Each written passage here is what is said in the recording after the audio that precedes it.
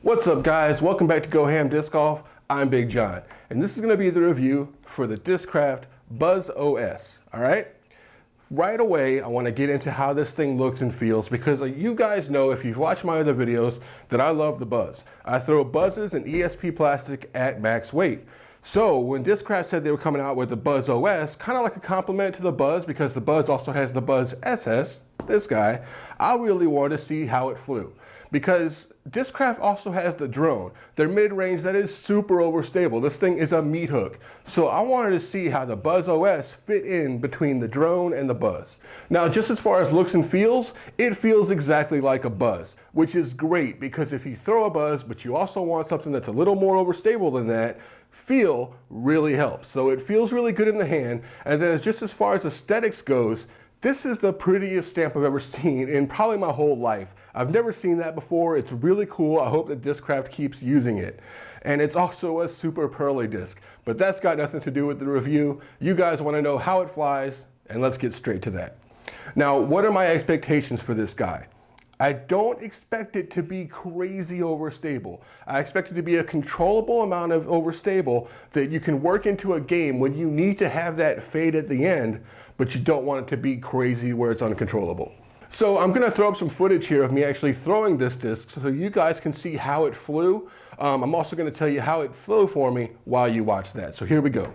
So let's say the Buzzz OS is about a speed 5 or a speed 6. If you're not making it spin that fast, it's gonna be more overstable than you expect.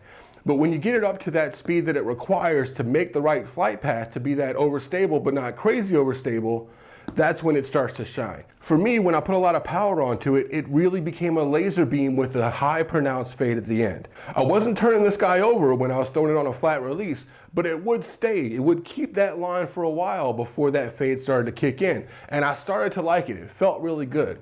And now as far as going into anhizers, when I would force him into an anhizer, when I'd really start to roll my wrist and make him take that right turn before coming back, it did it really nice. You could see that it was fighting. It was fighting the whole time to come back to the left, but it was fighting the right amount. It didn't fight back right away and it didn't fight back too late.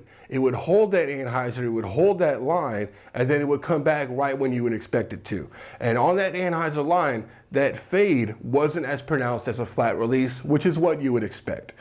Also, on a hyzer release, this guy likes a hyzer. Just like any other overstable disc out there, you throw him on a hyzer, give him a good amount of speed, and he's gonna cut hard to the left for you. Now, do I think that people should be throwing a Buzzz OS? Yeah, I do. But there's a disclaimer in there. If you're a Buzzz fan, if you like the Buzzz, but you've maybe sometimes thought, God, I wish a Buzzz was a little more overstable, then the Buzzz OS is perfect for you. If you're a rock thrower, because a lot of times the fight is between Buzzes and rocks, if you're a rock thrower, the rock is slightly more stable than the Buzzz to begin with. I think that the Buzzz OS is gonna be just slightly more overstable than a rock. That's only my personal opinion. Some of you guys might think I'm wrong there, but you should still give it a try. Now, if you're a newer player to the game and you're looking for an overstable mid-range, the Buzzz OS might be just up your alley because anything past that might be too overstable. You might not be able to control it yet if you are a newer player.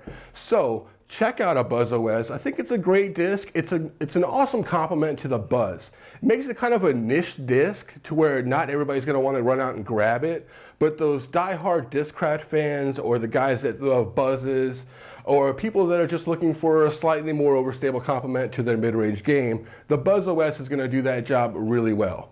And the last thing I want to mention about it is that kind of just like any other overstable disc out there, if you're not throwing him right, he'll make you pay for it.